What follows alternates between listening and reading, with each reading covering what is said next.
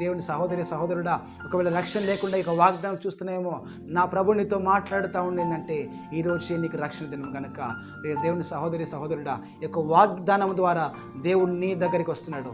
నీ హృదయంతో దేవుడు మాట్లాడుతున్నాడు.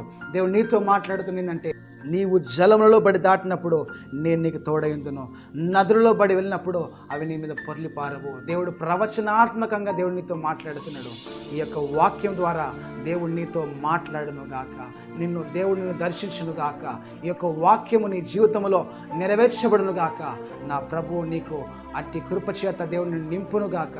దేవునికి స్తోత్రం కలుగును గాక. దేవుని సహోదరి సహోదరుడా, అనారోగ్యంగా ఉండి ఒక వాక్యం చూస్తూనేమో, బలహీనంగా వాక్యం చూస్తూనేమో, నా ప్రభు నీతో మాట్లాడుతుండు. ఆయన తన వాక్కు చేత దేవుడు నీతో మాట్లాడుతుండు. నేను నీకు తోడుగా ఉంటానంటాడు. శోధన గుండా యొక్క జలములలో బడి నువ్వు వెళ్ళినప్పుడు నేను తోడైంది అంటున్నట్టుగా జలములుగా నీకు శోధనలు వస్తున్నాయి.